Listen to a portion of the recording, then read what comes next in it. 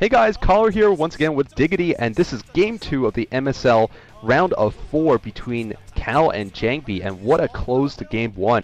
I think mainly what Jangbi did was just constantly keep Kal's probe count down with a constant harass, and that allowed him to gain a unit advantage, despite the fact that he was beaten back several times by Kal into his natural expansion. He just somehow came out with great storms, and a good tech mixture. I think a slightly better unit mixture than Kal. Also, more Reavers, more Archons, fewer Dragoons, but a better mixture I think than Kal had, and just managed to take the game. I mean, that was really impressive. I might be a little bit inexperienced PvP, but I'm still very surprised that Kal backed off Jangbi's front door. I guess he went for I'm gonna say it was a conscious decision rather than a mistake due to lack of information, but I think it was a conscious decision to not risk a total army annihilation just in case there was a lot of Templar coming up where there are more Reavers than he was expecting. By the way, positions on this match that we're seeing right here, looks like we're going to see, because it is important, looks like we're going to see Kal in blue. Teal at the 6 o'clock location is going to be Jangbi. Kal at the 12 o'clock position in, I think that was kind of like an off teal color. It was kind of odd. Anyway, getting back to the original point though, I think that was one of there are two big shifting points. There's the shifting point where Kal had a huge troop advantage in my opinion, and he backed off Jangbi's natural secondary, where I think he could have ended the game right there. And then there was also that moment where Jangbi went, and it was unbelievable. He took Kal's forces out, he went to the 6 o'clock location and took an expansion, and while doing this, he continued with her harass in Kal's main. And I was thinking, there's no way Jangbi's going to come back from this, because there's just too much he has to do here. There's just, the multitasking is just going to be too demanding. There's no way he can establish a base, hold map control, get rid of the 9 o'clock expansion, or destroy enough probes to make up the difference. And he did bonus on top of it. He took out additional probes and stopped mining essentially in the main and at that mineral only up above. It was absolutely insane, and I think that was the absolute turning point in the game. The probe count, just the constant sale on the probe line, even though he had the additional expansion, going in once Jangbi established that new base, it was and denied the 9 o'clock. It was over, absolutely over. Jangbi went in, and instead of hesitating like Kal did and playing a starvation game, he ended it right there. It was absolutely ridiculous. Both players going for a pretty standard build at this stage, from what we see. I see Gateway alongside a pylon. I didn't get a look in Kal's base, but I assume he's doing the exact same. I saw that pylon down initially. Both probes there's the Gateway right now, and heading back to each other's base. Looks like we're going to see a standard PvP game, tech opening. 2 Dragoons, and sorry for talking so long, Caller. Did you have any other thoughts? I thought, well, in addition to what you were saying, I was just going to say that I still thought Kal's large army control was better than Jangbi's. I don't know if you'll differ with me on that. I still think, though, if it comes down to standard play without the harass, Kal looks stronger in that game. That's why he was winning most of the game. I mean, he won the major engagements. He also was really good at keeping map control and pushing Jangbi back the few times he tried to push out. That is just my opinion, but I don't know. What do you feel about that in terms of just if the game goes in a rather standard sort of macro phase? Do you think Kal's stronger? Definitely not. I think Jangbi is definitely the better large. He's the original large unit control player. And my nose getting plugged up a little bit there. Seeing the cybernetics core on both sides, so nothing too crazy. Anti-manar pylon on both sides as well. But yeah, Kal. Honestly, I think what Kal did do a lot better than Jangbi that entire game was scouting. He had that observer inside Jangbi's base, and I'm actually surprised that Jangbi won as a result, but that observer was all over Jangbi's base up until those DTs ended up in the back of Kal's base. And he just had the superior information out on the field for the majority of the game, and I think throughout the entirety of the game, and that's what Kal's been better at essentially against all of his opponents up to this stage, is he's had better scouting information. He's done persistent scouting, and throughout the entire game, all the way through, whether it's been just with probes against Stork, with observers in this field, and I'm trying to remember who he played before that, but he had pretty good scouting in that game as well. It just seems like Kal's the master of the information on the field, but Jangbi right there being the master of multitasking was absolutely ridiculous. I still think that Jangbi overall, just due to prior experiences and over this last year, he just has better big unit control. Kal, I'm not going to say shabby in that regard. I still think though that where in the last game where the battles, it was just positioning. Kal ran up and took, he was just, because of the information he had, he was smarter. He was like, I know where these units are, I know the timing, I'm going to push up and take advantage based on the unit positioning. I don't think it was one of those things where it was two big armies heading at each other, knowing exactly the positioning of both the armies, where you're talking about the big unit control being coming into play like that. I think Jangbi would have won had it been in those heads-up situations. But Cal, having the information advantage, ended up winning a lot of battles over Jangbi as a result. So that's my opinion on it. I guess we should start casting this game. Looks like we see an expansion going up here, Divergence in play. Yeah, divergence of play indeed. I think we're seeing one gate into expansion here from Cal. I think that's very risky, given that this map is destination, by the way.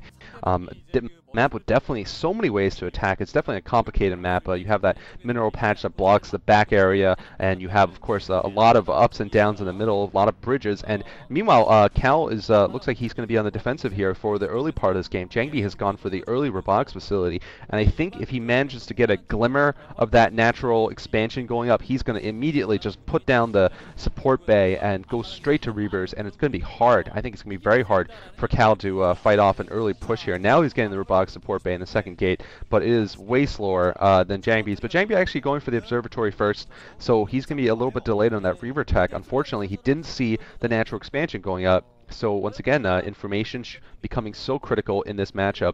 Looks like Jangbi himself has actually picked up his natural, so he's also had to spend minerals there too. I think, you know, more than other mirror matchups, you know, scouting is so crucial in Protoss versus Protoss. Terran versus Terran, scouting is not as essential. Zerg versus Zerg have overlords, so, you know, it's passive scouting. But I think Protoss versus Protoss, I mean, you just have to know in the beginning. You know, if to go Reaver first, for example, you have to know that your opponent, or to go mass goons at least, you have to know your opponent isn't going DTs, and certainly, you know, going Reavers is also risky too, depending on, you know, the timing of things. But anyway, so looks like we're going to see Cal with the expansion up a little bit earlier before Jangbi, and Cal with a slightly later, rather late Dragoon range too. I don't know if that's going to affect him in the coming battle. Looks like this is very intelligent. Medusa not, I wouldn't say this as, well actually no, I'll take it back. Now probes being, a lot of drones being transferred here from Jangbi to his secondary. That expansion coming out a lot later. This is, I guess the theme of a lot of these maps has been information denial. Medusa, a very easy map to do information denial, and destination as well with those two bridges across. It's actually taking your natural and your main, it's very easy to hold. I think this is an intelligent and correct basically build order choice on Cal's part. Even if he was getting pressured, it's with the way you can spread your units out across those bridges, you can actually attack, you can take down a larger force and allow your reinforcements to make up the difference. And once again, this is what I'm talking about. Cal almost able to get another drone in. This time, I'm sorry, probe in. This is a very good catch there by Jangbi, leaving a Dragoon back. Looks like he's going to back off his attack force. Cal going to take a little bit of a lead here. His expansion was up much earlier, and we'll see if that translates into a larger army like it did essentially last game. Although last game he didn't get the expansion down sooner. It looks like he's getting goon range right now, but no major engagements up to the stage. I guess the question is who's going to be aggressive? Additional gateway as well as a Citadel of Adun going down in the meantime for Cal. Yeah, and notice that Jangbi went for that early Templar. He also has a pylon on the right side of the map. I don't know if he's considering putting something down there or if it's just a spotter pylon. He's getting the fourth gateway up now, and notice that both players have declined to go Reaver, so both are going straight to Templar. I think maybe because it is rather difficult to harass on this map. I don't know. I'm sure these players know it much better in terms of just making it more difficult to do Reaver harasses, but neither are going to go for Reavers at all. Now, we could be seeing possibly a DT drop or more likely a High Templar drop from Jangbi. He did really well with the High Templars last game, and we could be expecting that again this game, especially abusing the back area. Oh, looks like Cal's Observer going to get sniped though. Go right there from Jangbi. That back area behind the natural expansion is a very, very good place to drop High Templar.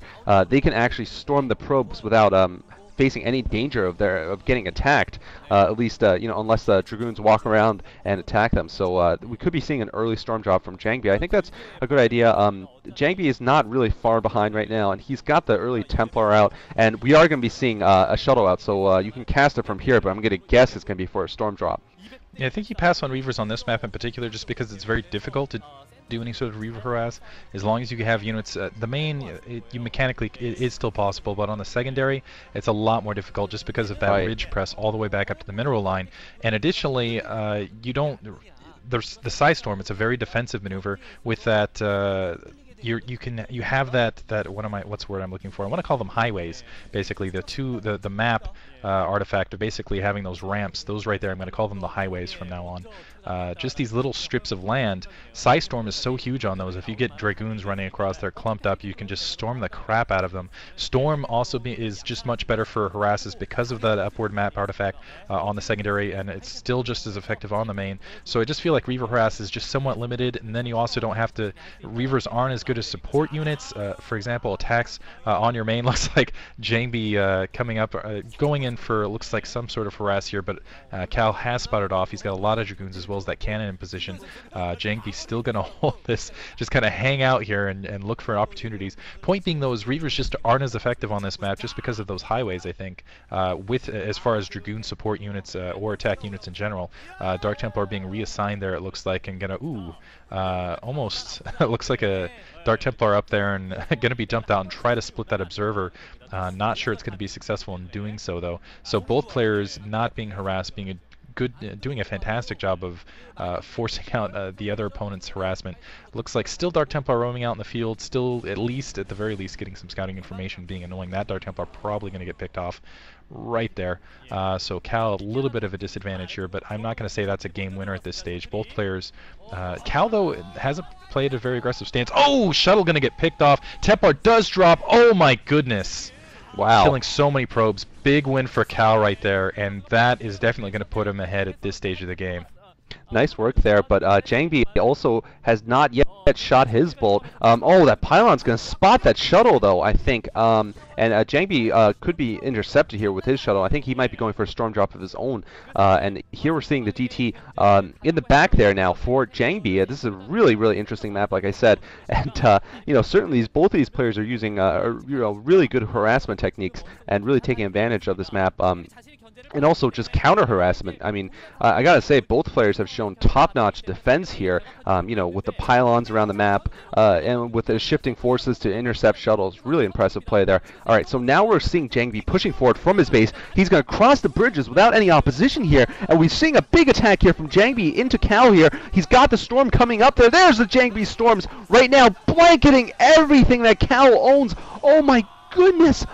Oh my god, those were some of the best storms I've ever seen. Wow.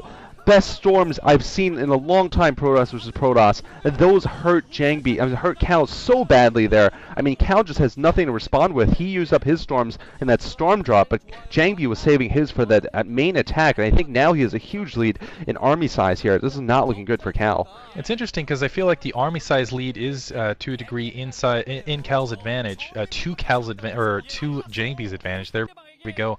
But Kal with that storm drop caught so many probes, I still think he's going to be economically ahead. Unless this happens right here, Jangbi takes an expansion and basically contains Kal at the highways. The highways being the key artifact in all this. So if he can get that additional expansion up, I think he's going to catch up economically. And he can do this because he killed so many units right there, caught them out of position, engaged them, and had so many those beautiful storms over those Dragoons. Kal right now, it looks like actually he's moving around. He might, he's moving out with a large attack force. I think he realizes this now. He might try to do a press across that bridge. It would be a little bit suicidal, pushing up. Zealot's engaging. Now he's going to have to back off again. Sidestorm on those bridges is absolutely killer. Whoever goes across that bridge first usually ends up getting hurt. And this is very much to Jangbi's favor. He's going to be able to take an additional expansion and basically kind of do the opposite of what happened last time. He's going to be able to pin Kal in, play map control, and from there it looks like a shuttle just kind of meandering up to that expansion. I think that's a canceled Nexus right there because Kal knew he really couldn't hold it. Another storm. I've got to assume this is a storm drop going backside. We'll see if Kal will be able to respond to it. Might be able to respond to it. Tempo dropped huge storms. Oh man, God. All but four. All but four, and Jangbi has definitely taken a huge lead. I don't know how Kal didn't see that. You can see kind of the frustration, the shock almost on his face. He's going to have to move out and get something done now. Jangbi realized it is backing up. All he has to do is play defensively at this stage of the game, and I think between winning that large battle right there and doing a lot of damage later and taking, I think he's taking an additional base. Yeah, taking the additional base, he's going to be in a much better position. Yeah, Cal has to win right now, or else he's going to lose this game. There's really no chance for him coming back, and I don't think he can win now. Really, Jangbi has the same size force. I mean, Cal has one chance to land a knockout blow somehow. All right, Jangbi crossing the bridges now. Cal's going to meet him in open ground. Neither player has a real positional advantage, but it's going to come down to Storms. It's coming out of unit control here. All right, here's the two large armies colliding. This is the end game clash from the two players. Storm's going over everything. I can't say who's ahead right now, but more Archons out for Jangbi. Jangbi getting his Archon Storm. Looks like Cal's going to actually win this battle, but I don't know if it's by enough of a margin for him to be able to really achieve victory here. But actually, no, it's by a very large margin here. Jangbi forced to retreat across the bridges. Cal might have a slim chance here of winning the game despite losing so much of his economy. Cal trying to harass in the back. I'm sorry, Jangbi trying to harass, but he's not going to be successful. Cal has goons there. Posted now. Cal on the warpath, though. He knows he still needs to get it done soon. Great storms by Jangbi, though. Wow, this is coming down so close to the wire. Cal's still pushing in, though, and Jangbi might not be able to hold here with just his reinforcements. I don't know, though. Cal is pushing up with the rest of his army. No, Jangbi has so many gateways. I think he's going to be able to hold here. I think that's the difference in troop size we saw, that basically because of that storm drop, Cal had the larger army at that stage, basically right at that moment. That's when kind of that economic difference kicked in. Cannons going down, but Jangbi re-engaging the Archon right up on the Dragoons. Let's see if he can stop enough of this economy here, do enough disruption. Jangbi has to be a lot of places at once here, and I don't know if he's going to be able to stop, but he's going to continue with this shuttle in harassment, and if he can continue with that shuttle, he might get picked off here. It does in fact get picked off, so nothing doing there right there. Now we'll see if Jangbi can hold on. Cal's going to continue pressing this. Jangbi has a lot of territory to cover right now. He's not mining out of one of his bases, and that's a lot of Archons bearing down on him.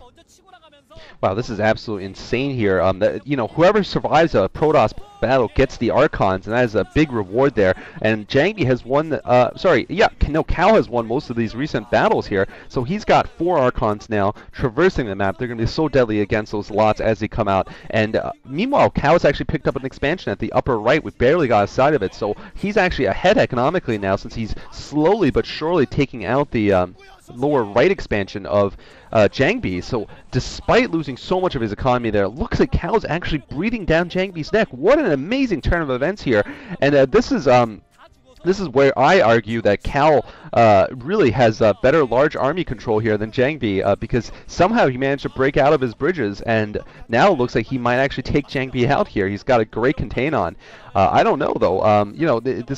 These games have all swung back and forth so many times, but I do think Cal has really solidified his lead here with taking 2 more expansions and knocking Jangbi back to his main and his natural. I don't know how Jangbi can come back. I agree. It looks like Jangbi trying to sent out a crack team of Zealots to swing around and storming a lot of the Dragoons right there, but I think the Archon advantage is going to be too much. But he has a lot of Zealots coming around, cutting off the Zealot reinforcements from the south, so and a couple of Archons of his own. But Psystorm going off right there, I don't see this being enough. He's been cut off from his base, hasn't been able to protect, he's just been bleeding probes. Jangbi just knew it, and just as you can see, he was just continuing the mining and trying to hold on as long as possible. That is one thing, if you have back control on this map, it is absolutely huge. And right now Cal has it, and I think he's going to end up riding that to victory. Yeah, I'm surprised. I think that was the difference, though, between that initial storm drop versus the later storm drop. But Cal definitely, I'm going to have to say, yeah, he won that big battle in the middle. I'm not sure if it was through better storms or better macro overall, though. But Cal definitely looks like he's going to come out with this game. So surprising. I mean, the turns of events in both of these games have been just really, really exciting. And to be honest, this is more exciting than I thought it would be, given that we do have, of course, an all-Protoss Final Four here. This is looking good, though, because these games are not the sort of dull macro fest we usually see Protoss sometimes can become. We're seeing a lot of great harassments, and now comes a killing blow from Cal. Cal moving in with Archons. GG coming from Jangbi. Cal winning despite losing so much of his economy. I just gotta keep saying it. And so many of his Dragoons to Storms. One apiece to both players as we move into the third game here. I mean, closing thoughts. All I have to say is, you really can't predict the outcomes of games. These games have swung back and forth so much, and that makes StarCraft really exciting.